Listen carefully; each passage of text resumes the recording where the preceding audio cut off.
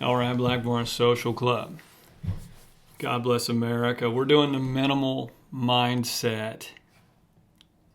I started to call this round. I think I should call it round one because it is almost a battle. It is trying to figure out how. If you saw the last video, it's trying to figure out how you can get this anything that you have in excess down to something. I was calling it the rule of five, which is, could you live with 5 pair of boots? Could you live with 5 coats, 5 jeans, 5 shirts, 5 sweaters, 5 something, 5 knives, 5 watches, whatever it is you're trying to do, or to boil down so that each one of them gets more of the deliberate and intentional wear.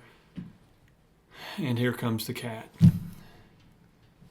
So that each one gets the deliberate wear, and also the that way you can put the patina, you can put the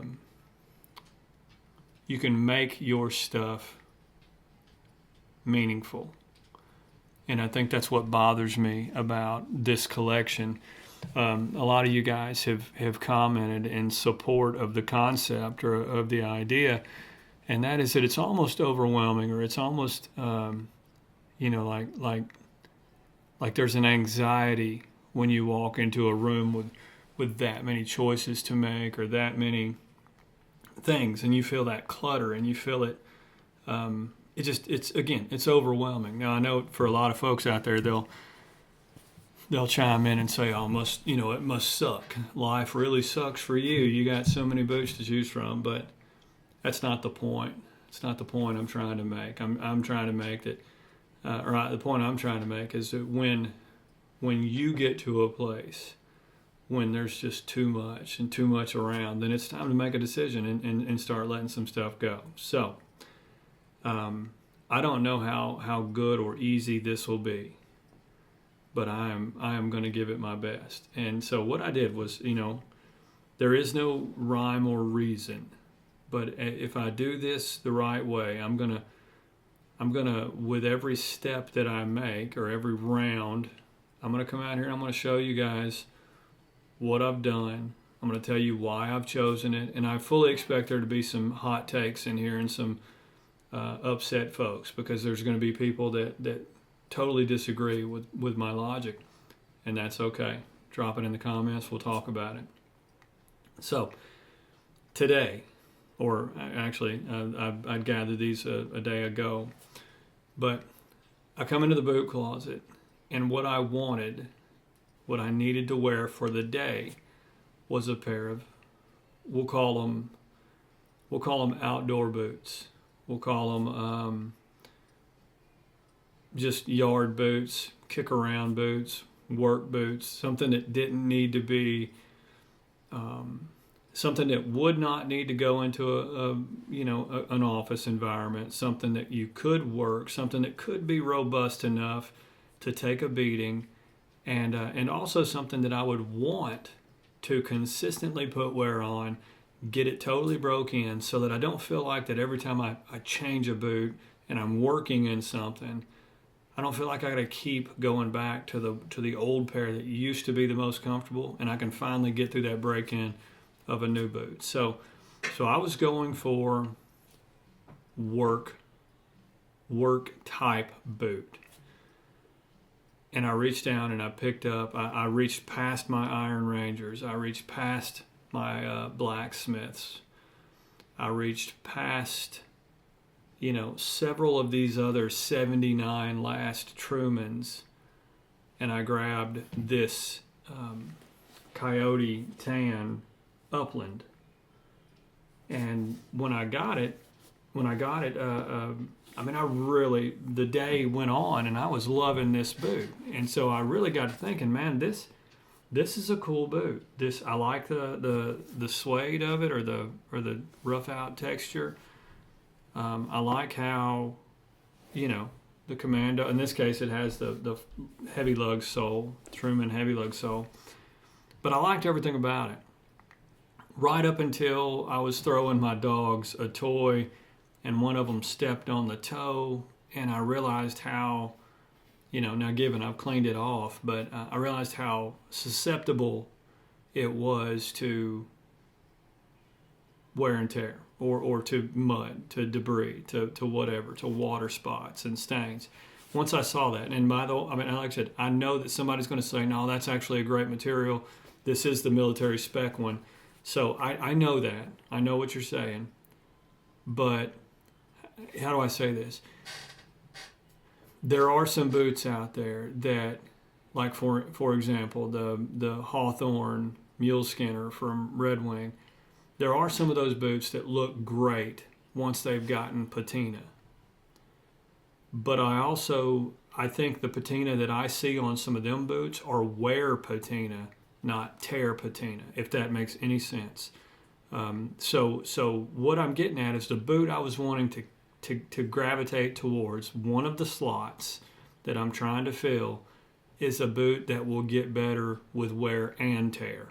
So that means it's got to be robust. It's got to have a leather that will deal with the elements and also get better as it gets marred, scratched, nicked, flexed, and whatnot. So all that being said, this boot I knew it wouldn't make the list.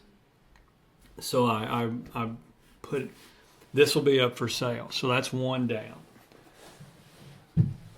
Quickly, once I knew what I was reaching for and I knew what was going to fill in that void, I started looking at the rest of these boots that had commando soles, that had that work boot aesthetic.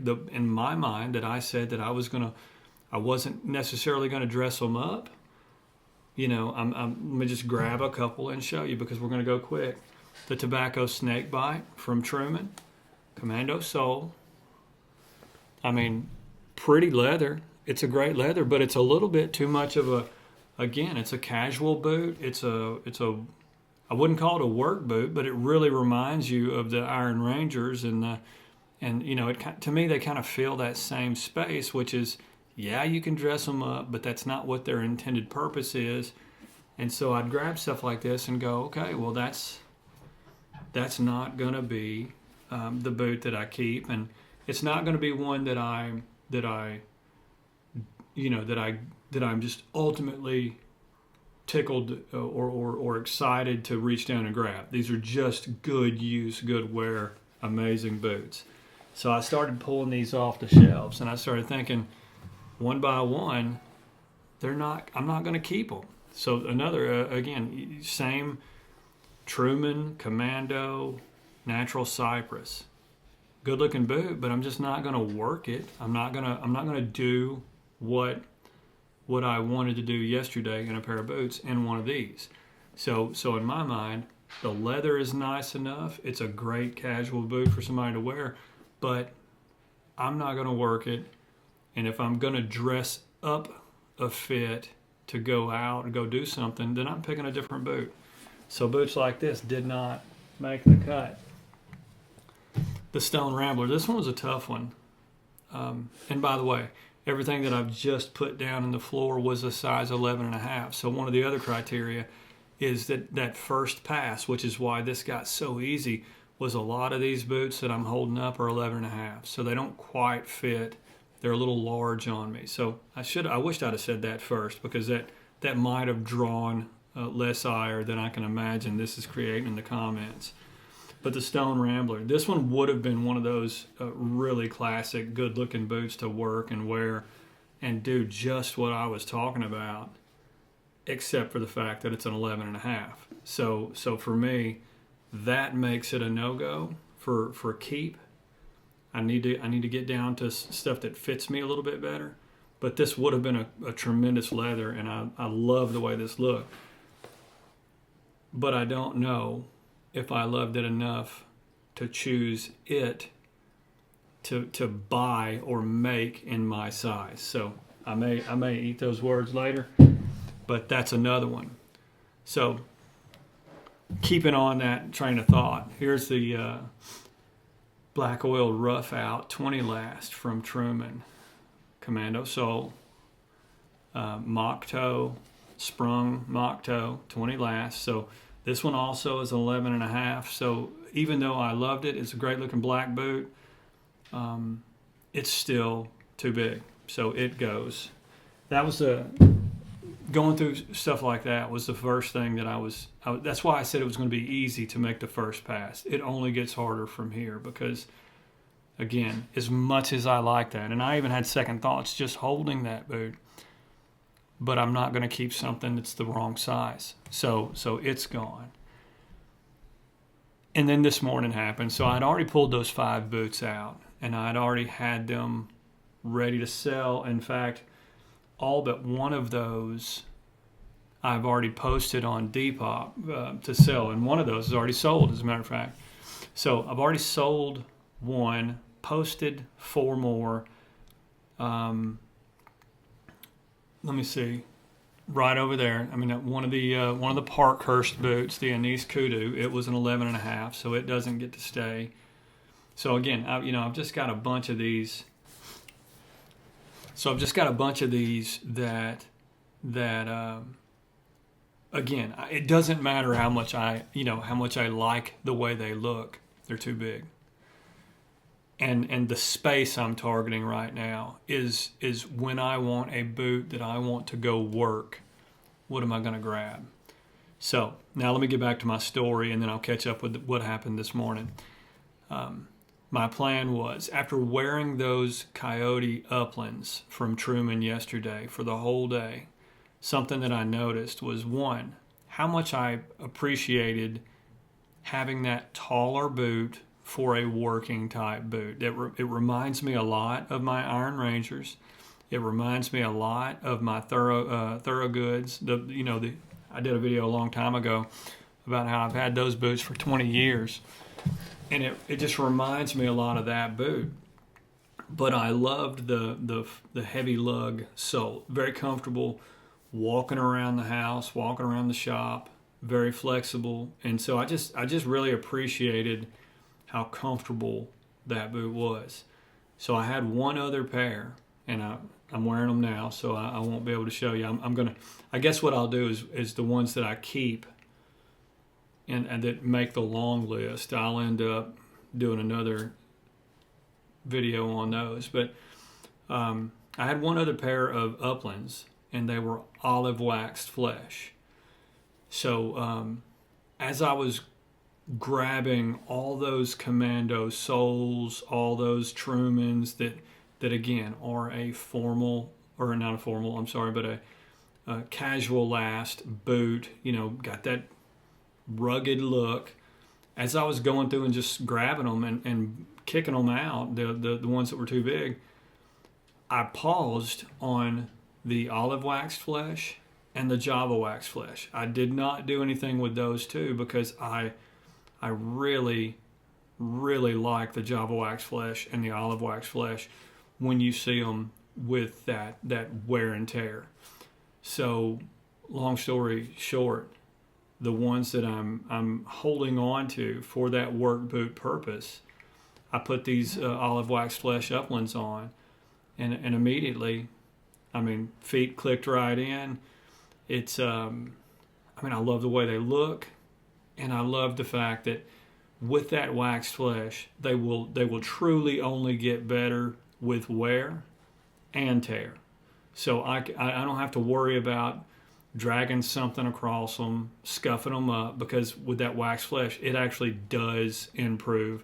And that's the difference I was trying to call out between that and that Roughout. And again, somebody here that's got you got a Roughout boots. maybe you don't know what I'm trying to say, but I think you get the drift. So this morning, before making this video, I had the 5 pairs that I was getting ready to make the cut with, and then it dawned on me as I was looking at my Iron Rangers, thinking about those old Thorogoods, and then and even these Blacksmiths. This is a work boot, and so in my mind I immediately went, why? And it's an 11 and a half. So why do I need a work boot?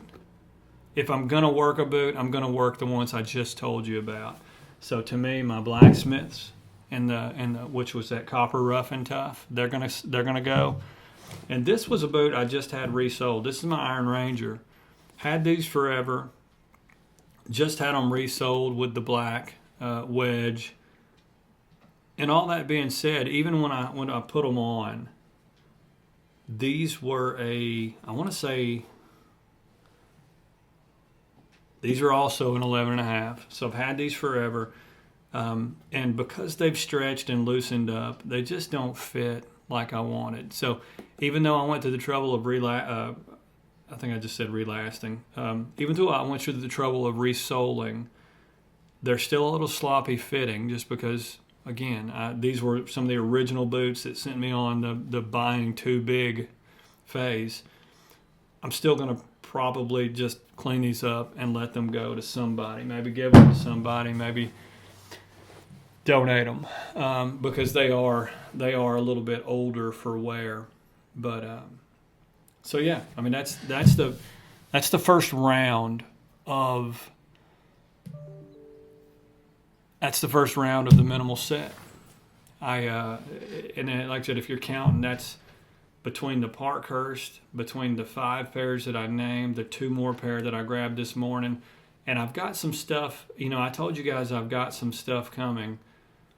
4 pair that are on their way in.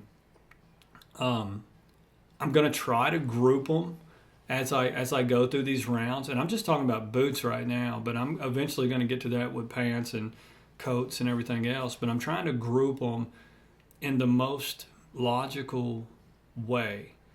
And again, today's round was between if I were going to grab a boot that was going to be just my get out, either work, which you all know. I mean, I'm not laying block anymore. I'm not roofing houses. So when I say work, I am talking about out in the yard, out in the shop. I'm just going to start hitting that 1 pair over and over and over, instead of having to choose between any number of these, and also instead of trying to force a lot of those Truman 79 last into the office, because they just weren't going. And that's my point. I mean, a lot of those 79s, once I had leveled up to some of the Vibergs or leveled up to the Lofgrens, I wasn't even taking them into the office like I used to. So that's the purpose of all this, is trying to reduce the excess and get down to the stuff that matters. That way I can make it more meaningful to me. So today, what's on my feet are the ones that are going to stay for that category. If you guys got any thoughts or questions about any of that, if you challenge the logic, give me some ideas on other categories, because again, I think that at some point in time, I'm going to have to look at the Aldens. I'm going to have to look at the Whites. I'm going to have to look at some of those. I've got some overseas makers coming in. This is going to get tough. It's going to get more and more difficult. This was an easy pass because it was mostly the 11.5s, but as I go, it's just going to get more and more. So you guys be blessed. We'll talk soon.